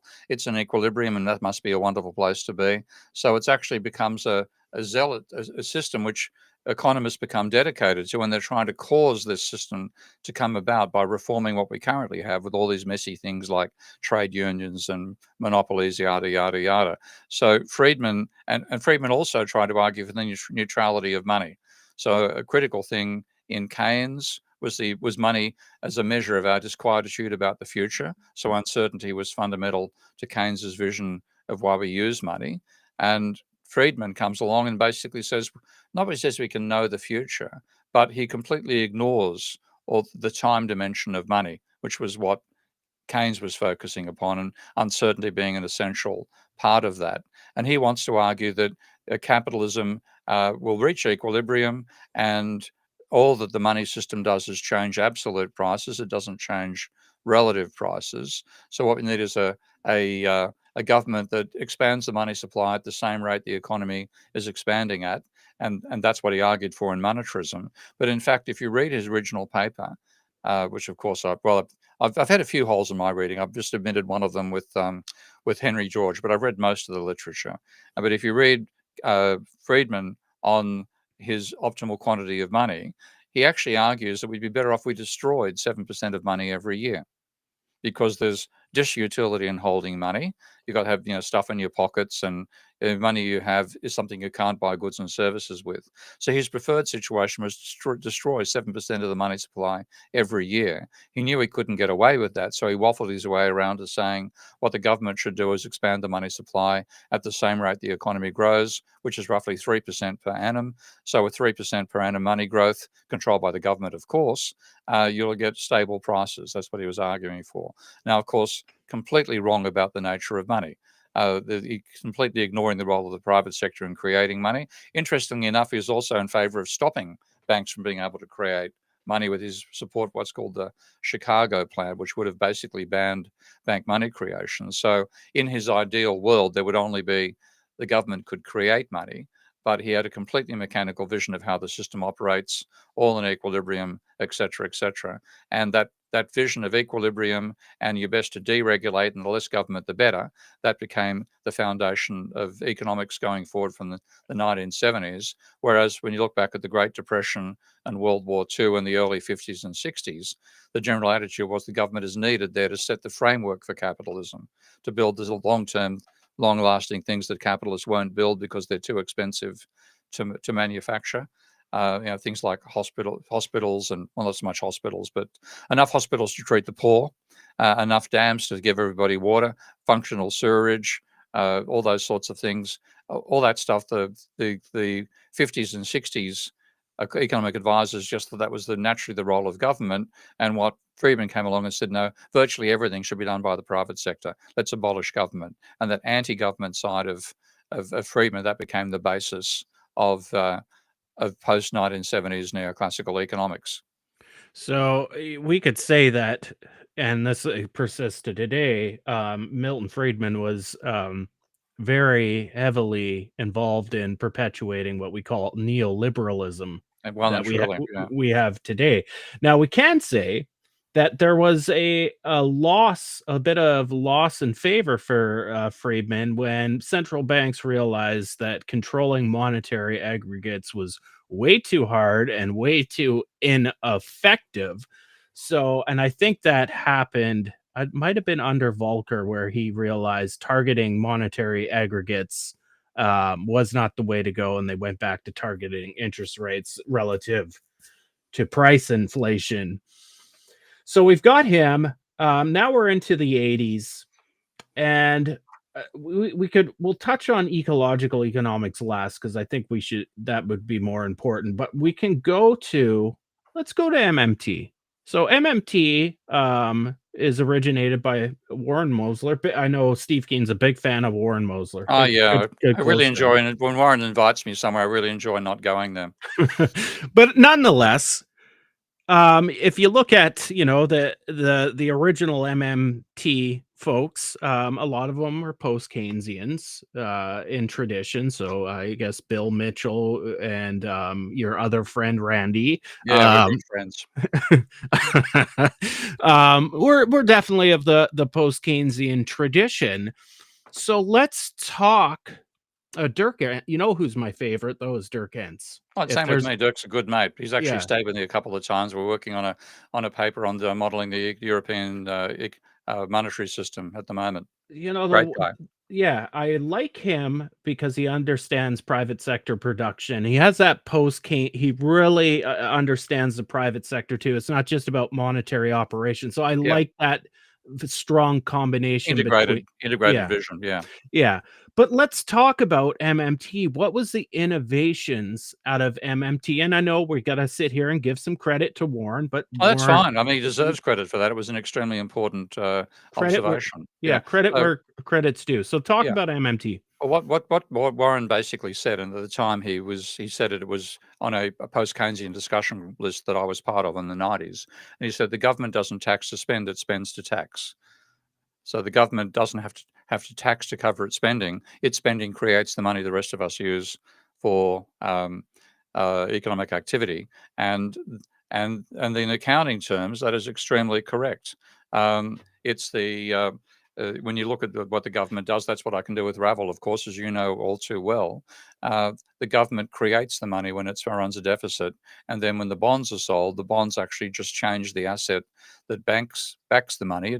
It changes it from being reserves, which used to earn no interest for banks and can't be traded, to bonds which earned interest and can be traded.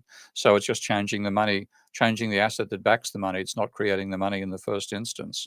And the government doesn't have to tax to spend. It should spend first, and that then generates the tax revenue and the bond sales later. So that was a great contribution by Warren, and that became the basis of MMT. And I think that's it's not the complete answer because, again, as you said, you've got Dirk focusing on the production side of the economy, and I'm not going to go tell any tales out of school here, but MMT people are not particularly strong on the production system, whereas Dirk is. So you've got some elements in MMT that can integrate the post-Keynesian approach to production with the MMT approach to money, but at the moment that's still a work in progress in the modern monetary theory. Yeah, so I see it as a three-pronged approach. You should have, your strong monetary operations, MMT, endogenous money, obviously, which all MMT advocates and proponents and economists say it's completely compatible with You get with some of what them they're saying otherwise, but they don't know what they're talking about. they don't know what they're talking about. And then, of course, endogenous money affects real production in the economy. That's when you're getting into production functions, real wealth. You're digging shit up Mm, out of the ground and you're making shit with it, right? Which is a mm, complicated process. So, mixing those three things together, which is a big part of my national model, is what I see as economics. So, we've got MMT. We also have to kind of touch on, and this is broad and we're not going to be able to cover it all, is ecological economics. And it kind of stretches, let's say back to the limits of growth, right? But you've mm. got econophysics, you got ecological economics, you have, there's another name too, and they try to divide each other. It doesn't matter. Mm. Where does that, because I know you are a big proponent of including the environment in economic activity because our models should be path dependent and we are extracting shit at an ever increasing rate. We are having impacts Mm. on the environment. We are emitting CO2. It's going to impact how we operate going into the future. Talk about ecological economics, whatever you want to term it, and talk about the characters that push that forward. Oh, there's a whole lot. I mean, Schumpeter's not Schumpeter. Uh, Small is beautiful. Schumacher was one of the major people to argue that we have to consider the ecological impact of economic activity. I think it's William Baumol. I've got to sometimes I get my names wrong, but Baumol was the one who said you can regard economics evolving in what he called the cowboy economy, and the cowboy, you've got these vast open plains. Forget about the Indians; we always ignore them anyway. Vast open plains you can expand into. Whatever you dump, there's tons of the nature to absorb the waste you produce. You don't need to worry about the ecology. But he said we're now living in spaceship Earth, and we are such a major impact upon the biosphere that we can no longer dump stuff without that then undermining our capacity to produce stuff in the very first instance. So the ecological economics evolved out of saying the economy obviously operates on the biosphere. It's therefore constrained by what the biosphere can cope with. And we must look at the interaction between economic activity and ecological sustainability.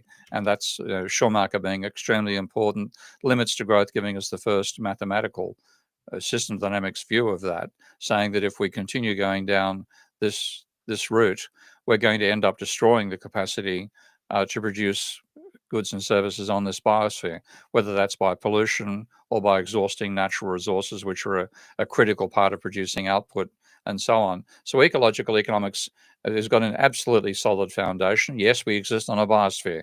Therefore, you must have an ecological foundation in your economics. Your part of your feedback must include inputs from the ecological system, without which the economy is not possible, and then outputs from the economic system, which are dumped into the ecology and damage the capacity of us to exploit those resources and still produce goods and services.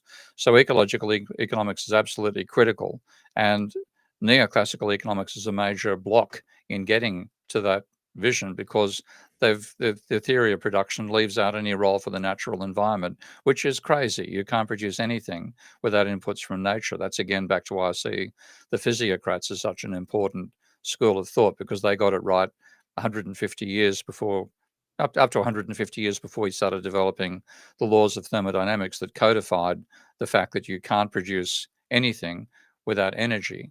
And because energy is conserved, you can only change the form of things. You can't actually create value in the sense that economists spoke about. You can isolate the increase in, I always get this wrong, the decrease in entropy that you do by production, turning relatively disordered ores into extremely ordered iron and steel. But to do that, you've got to create slag.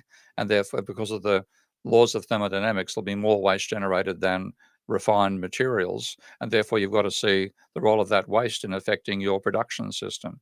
So having an ecological foundation is absolutely critical to having a realistic economics, and it tends to be people who have a biological or natural sciences background who've done the work to form the ecological economics society, and they're active. But a main point here, by the way, is that economics doesn't have revolutions; it has schisms. So in a genuine science like physics, when you strike an anomaly like the blackbody radiation problem, then the solution to that problem is such a profound change that you get a complete paradigm shift from energy being continuous to energy being discrete, tiny units called quanta, but nonetheless discrete. And that huge revolution occurred, and there's now nobody left who believes energy is continuous in economics, in physics. But economic schisms, you have people who still believe old-fashioned versions of Marx. You've got the neoclassicals, you've got the post-Keynesians, ecological economists, MMT, all these schisms that exist. And that's a sign of how primitive economics is, because if it was a genuine science, it would have had a revolution, and we would have integrated all these various themes and have something, at least a sounder explanation, awaiting another anomaly which we haven't yet experienced. And that hasn't happened. We have schisms all the way through, and the neoclassicals are basically immovable. You can't get rid of them. And a major reason for that is that the thing that caused change in sciences, according to Planck's own experience and according to Thomas Kuhn and all the people who've worked in the methodology of science, is generational change. And for generational change, you've got to have one generation coming along who rejects what the previous generation believed, and then founds a new school based on this new belief, which solves an anomaly the old school couldn't solve. That doesn't happen in economics. We've still got a theory which can't explain the Great Depression, which is the dominant theory of economics. It should have failed during the Great Depression. It didn't because of Hicks. It should have failed during the global financial crisis. It didn't. They're still believing the same garbage that couldn't explain the global financial crisis. So we schism, we don't revolt. Joe Polito, the reason why we don't have links in the chat is because the internet is the Wild West, and some links could be to illegal topics, and that's why, unfortunately, we can't have links in a live chat. Pet Rock has a question here. Which authors' books would you recommend to best grasp production? Steve. I'd say John Blatt. Have you read Blatt yet, mate? Just pieces of them. Get the book. Okay, it's You'll love it. The book's impossible to find. Dynamic economic systems. You can get the electronic version, the Kindle. Guaranteed. Okay. Yeah, one thing I'm pleased about. I was lobbying for that book for decades, and then about 10, 15 years ago, I think it's Routledge republished it both in hard copy and on ebook. The ebook is excellent. The equations are perfectly formatted, none of the usual hassles you get. So get it, you'd love it. Okay. So in terms of a book that really gives you an explanation for both cycles, growth, and production, I'd go for John Blatt's Dynamic Economic Systems. Did he, in that book, correct me if I'm wrong, he brought up Richard Goodwin's growth cycle model? Yeah, that's right. Interesting. And that's Blatt's. I mean, I read Goodwin back when I was doing my master's degree. Really couldn't make hide nor hair of his paper. I could understand it, but it was hard to fathom, and you didn't get the significance of it. And then Blatt explained it so well that I thought, hey, this is the basis for me to do my model of Minsky. So without John Blatt, I would not necessarily have done what I did in building the model of Minsky's financial instability hypothesis. And in terms of having the nous to handle input-output mathematics and understand stability conditions and so on and so forth, Blatt was perfectly equipped. He was twice nominated for the Nobel Prize in Physics in the 1950s. So he damn well knows his mathematics, knows his physics. He built the world's second large-scale computer. That was SILIAC at Sydney University. I think he's involved in building ILIAC at the University of Illinois as well. So a major person in inventing the modern world of computing too. But certainly I think had the best sophisticated understanding of production and dynamics. So John Blatt's Dynamic Economic Systems. Steve, where do you think you got enough knowledge to give a qualified answer here? Where's economics going, over the next 30 years? Is it business as usual, and we're still going to be, battling all the old conventional economic ideas? Or are there any revolutions, in the immediate future, or next 10 years the way it thinks, the range of its thinking? Will it expand into more ecological issues? Like, what's your ideas on that? Well, I'm quite pessimistic. I mean, I've spent 50 years trying to change economics, and it's now more rabidly stupid than it was when I took it on in the 1970s. And this comes down to the fact that twofold. First of all, it's explaining an ideal system. Okay, you're fighting against people who are zealots for the system they believe in, and when the students continue getting trained and they fall for this vision of a perfect system in equilibrium where people get paid what they deserve and so on and so forth. So that's so deeply locked into people's minds, and we don't have anomalies that can dislodge them. The global financial crisis should have, it didn't. So I think we're stuck with them. And particularly, the most dangerous thing, I think, is that neoclassicals gave us the William Nordhaus. William Nordhaus argues that 4.5 degrees of global warming by 2100 will reduce global GDP by 7%. 4.5 degrees of warming, according to physicists, will destroy civilization. Okay? So I've got a feeling, unfortunately, civilization is going to collapse before neoclassical economics gets overthrown, and neoclassical economics will be responsible for the collapse of capitalism. Got a question here, and this is two people we didn't bring up, Mark Lavoie and Godley. And no, I'll let Steve explain. It's not the same, although you can obviously integrate Godley tables, as Steve calls them, in Ravel, and kind of use, so the big thing with Lavoie and Godley is they put out a textbook. I forgot what it's called, Monetary Dynamics, and it was all a discrete time equation. So it was accounting, great accounting. The book's actually a fascinating read. You don't even have to worry about any of the table entries or anything like that.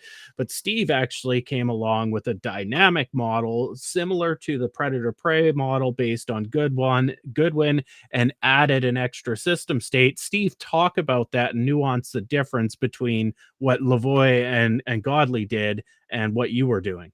Yeah, I mean, first of all, Mark's a good friend of mine, and I greatly respect the work that he's done.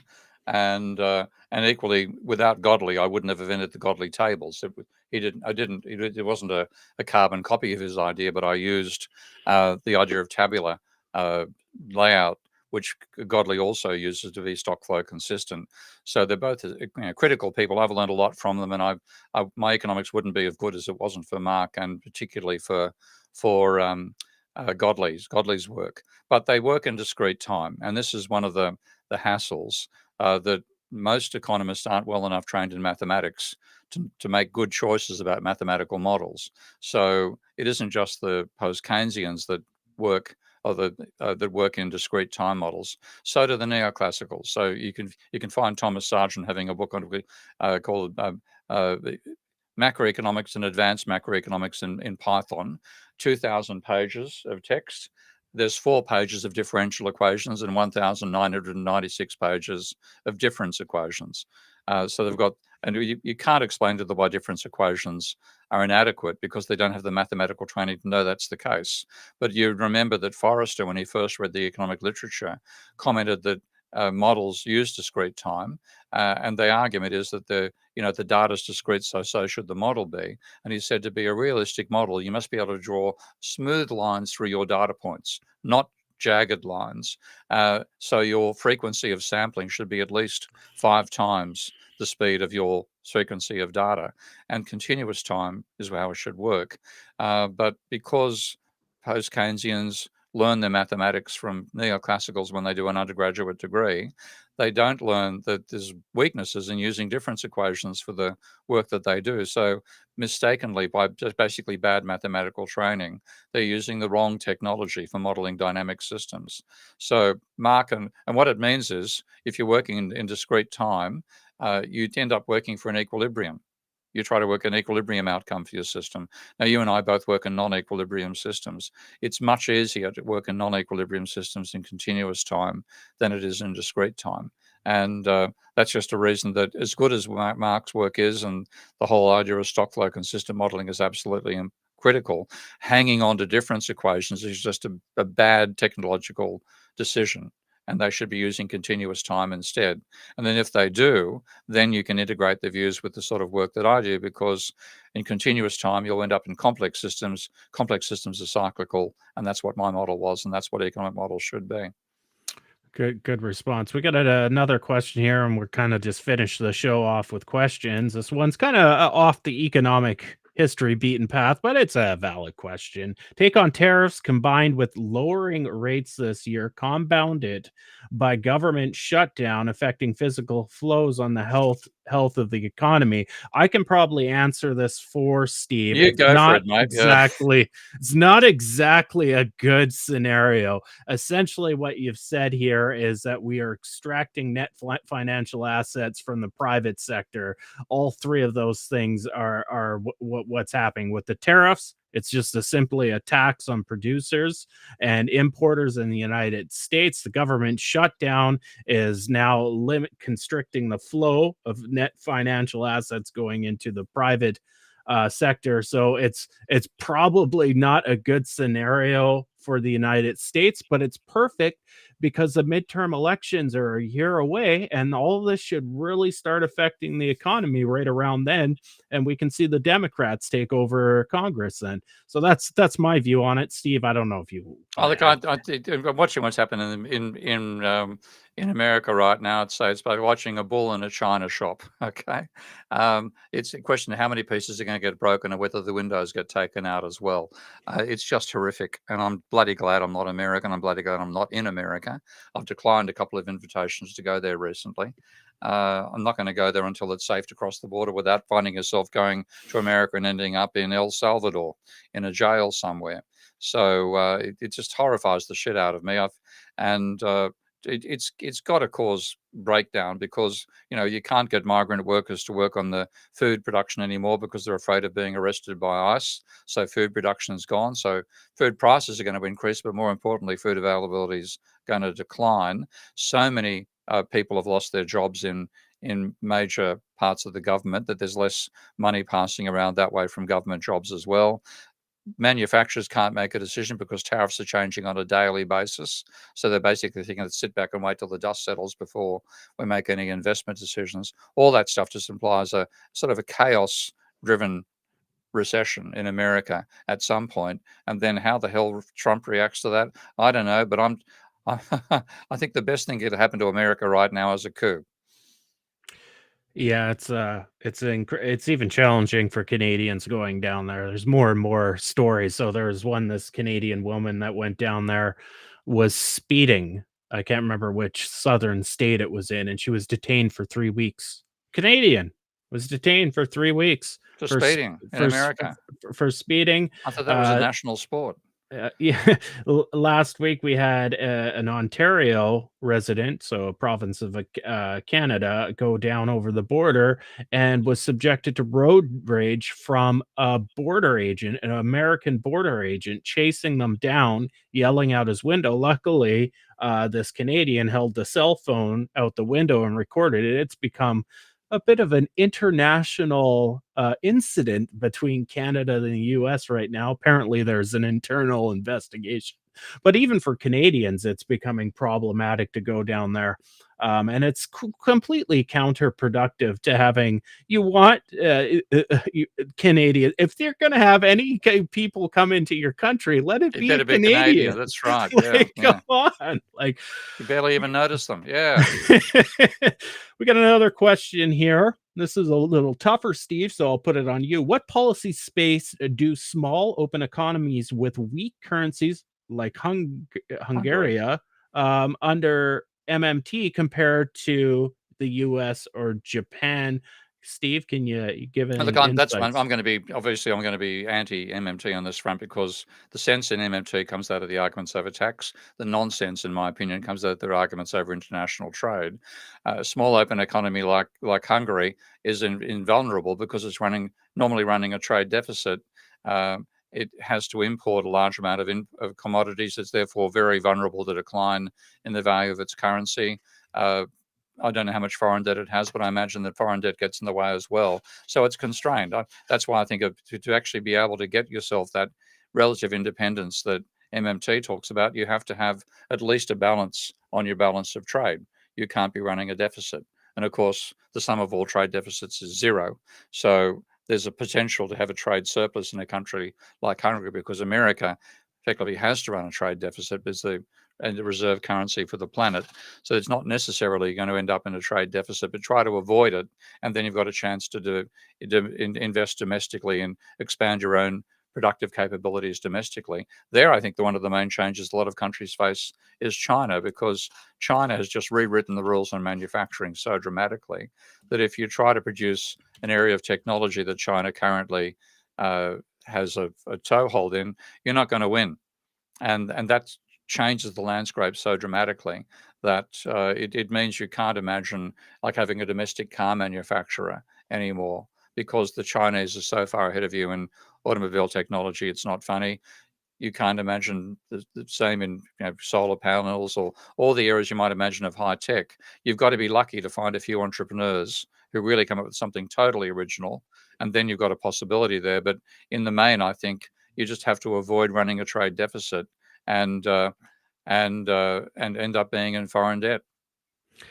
Joe Polito's been pushing for this one. It's James Tobin. What about Tobin? Great economist, very innovative thinker. And you know what, Joe? You kind of look like James Tobin in a lot of ways when I've seen you on camera and in pictures. You kind of look like James Tobin. Steve, talk about Tobin. Look, I'm not a great expert on Tobin. The stuff I've written on money, I don't agree with him. He's basically pushing the loanable funds vision of the monetary system. In fact, one person who likes him a great deal is Paul Krugman, and anybody Krugman likes is not a friend of mine. So I don't look a great deal of Tobin's work. In terms of well-known orthodox economists, tends to be just a handful that I have any real time for. Anybody coming from a neoclassical foundation is really struggling to say something interesting.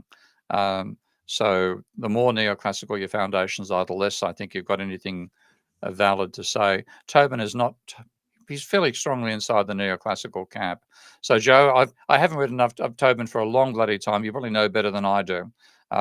But the work I have read of Tobin is stuff that I got, the Tobin tax and so on. Yeah, he had important ideas about how to slow down financial speculation. So the idea of a Tobin tax was putting a tiny tax on every financial market transaction, and that would mean that you make it less profitable to speculate. And therefore, if you have to see one of the major errors in a capitalist economy we have now, there's far too much speculation, far too little innovation and production. And Tobin's ideas were about restraining the financial sector. So yes, in that sense, Tobin did make a very important contribution. I think Joe really likes Tobin. I'm just looking at the comments. Yeah, looking that way. I've got to do a bit of read when I get some spare time, hey? I might read a bit of Tobin, but in the meantime, I'm afraid it's going to be one of the holes in my reading. If Tobin doesn't help me now in the present, I don't care about Tobin. But maybe I should read Tobin to know if he's going to help me now in the present. Interesting. Have at least a bit of a sample, yeah. But as I said, I found a reference for Blatt here, so I'll just actually the paperback, one left in stock. There is actually one, but I'll see the Kindle now pricey, $59.99. But let's actually put that. I'll put that link into the chat if I can do that on YouTube. So there's it might reject the link from you. If not, just put it in the private chat and then I'll post it. It seemed to work okay. It's just if it turns up for you. Got it there? It takes there's about a 10-second delay for us to see it. Yeah. If not, just throw it in the private chat and then I'll post it here in the chat here, and it'll generate a link. Okay. Yeah, I think you got rejected. It'll show that you posted a link, but nobody else will see it. You basically gotten shadow blocked. So you think you posted it, but you didn't. Okay, well that's the link I wanted to post, so it's there for you to add. Let me do this here. Copy and paste, and it is going in the chat now. There it is. Right there. Well done. Okay, and you got to buy a copy, mate. I got to buy a copy. It's got to spend more money. I think you're getting some cash in at the moment, so you can afford to put, a bit over 20 minutes worth labor I'll, time into I- buying a copy? I'll You'll love it. You'll love it. I'll I mean, I buy really it. do. Yeah, Does he's apparently was quite a prick. Very, very, very. The main when you read stories about John Blatt is about what an intimidating personality he was, and how he didn't care who he offended. you, Uh, you, you know who another prick is? Tony Wilson. oh, Tony of course, Wilson, yeah. you're such a prick, man. You know what? I don't know how many stains you got in your family being an Australian, but you sure seem to be angry about it. Maybe we can talk in private about it, Tony.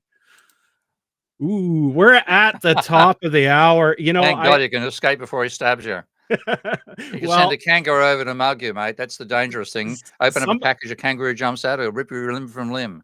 So I should explain to people that aren't. So I was told by a New Zealander what this meant, and I won't mention who that New Zealander is.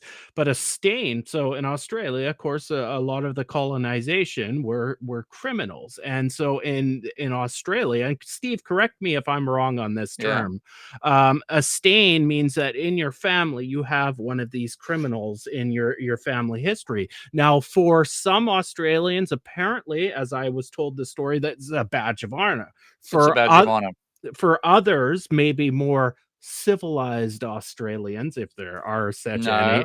any, it is a bit of an insult. So maybe Tony, this is a badge of honor. I'm Look, not too sure. I'm with Tony on the badge of honor front. I've got a little story on that front, and that is that I met. If you probably don't know the name, Peter Ustinov. No. Okay. Great actor, great comic, brilliant raconteur. Nobel Prize. He won the Academy Award for some of his acting and so on. He's in Dr. Zhivago. You'll find him in classic old black and white movies. Absolutely brilliant actor, and he came out to Australia, and I had to meet him. Long story as to why. And rather than saying, "I'd love to meet you, Mr. Ustinov," and all this sort of jazz, my first thing was, "What on earth happened?" Because he collapsed in a chair in my office, completely in shock. And I said, "What happened?" He said, "I've just had the worst taxi drive of my life." And I asked him, what happened? He said, "Well, I got in the back of the taxi, and the driver took one look at me and saw that I was white, and launched into the most revolting racist diatribe I've ever heard in my life, talking about chinks and wogs and eye ties, and how he owned flats out in the west of Sydney, and he'd go and smash up their television sets and stuff like this." And I said, "What did you say?" He said, "Well, he took another look in the rear vision mirror, and he saw that I was completely horrified, and his whole demeanor shifted. Rather than being from a mate, suddenly I was an enemy, so to speak." And he said he suddenly snarled, and Ustinov could mimic anybody. So he actually copied this guy's voice perfectly. And I might tell you why I know that. He said, "I suppose you don't give a fuck what I think. I suppose you reckon us Australians are descended from fucking convicts." And Ustinov said, "On the contrary, my dear man, I'm convinced you're descended from one of the warders." Oh. So the shitholes in Australia are descended from the warders. The good guys and girls are descended from the convicts. It's a badge of honor to have convict in your past. Interesting dynamics in Australia. Oh yeah. That's fascinating. And I'm also, as I'm aware, there's a bit of a healthy competition between New Zealand and Australia there, isn't there? Yeah, there's a bit of rivalry, but I mean, frankly, I wish I was a New Zealander because New Zealand's got far more claims to fame for itself than Australia has. It's the only country in which the Indigenous people fought the British to a standstill. So rather than conquering the Maoris basically the British realised they could never beat them militarily, so they persuaded them to sign a contract called the Treaty of Waitangi, and the Treaty of Waitangi. The Maoris were brilliant orators, and they argued ultimately that this gives away the shadow of our land passes to Queen Victoria. We are left with its substance. And then after about 20 years, the Maori who said that changed his mind and said, we have handed the substance of our land to Queen Victoria. We are left with its shadow. But overall, the Europe, the Anglo-Saxon invaders to New Zealand are the only Anglo-Saxons who refer to themselves with the term used by the natives, and they call themselves Pakehas. Okay, and like a lot of New Zealand people know a reasonable number of Maori words, whereas virtually no Australians know Aboriginal words. So there's more respect for even though there's tension over it and so on, there's more respect for the native culture in New Zealand than there is in Australia. And there've been more innovative political and economic decisions taken in New Zealand than in Australia. And one final plug in favour, they gave birth to Bill Phillips. Yes. Okay, Correct. so, He's a New Zealander. Correct. There you go. Bill Phillips. Everybody make sure you actually read Bill Phillips, not his bastardized Phillips card. Garbage you'll read in textbooks. Read the original. Yeah. Read the original. Anyways, we're at the top of this. Tony's finishing up, but at least we don't do those sheep. What the Kiwis do. Okay, hold on. Let's bring this up before we close out here. Okay. I see. The saying is, in New Zealand, where the men are men and the sheep are nervous. Now they're outnumbered by sheep, humans in New Zealand by quite an incredible number. But anyways, we've completely derailed the stream. We've covered economic history. If you enjoyed the show, make sure you hit the like button, subscribe, hit the notification bell if you want to see me forever on your YouTube account. Comment underneath the video if you have any additional questions. It will be fun. I think Tony's still yapping, so I'm going to go about football and a football fan and a hockey fan. Yeah. Oh, well, actually, so hockey IQ is a lot higher than football IQ. Just to let you know that, Tony, it's the scores are higher. The scores are lower. The IQ is higher. Yeah, it's a much more intellectual game. Anyways, that's it. We will see you next week. Bye-bye.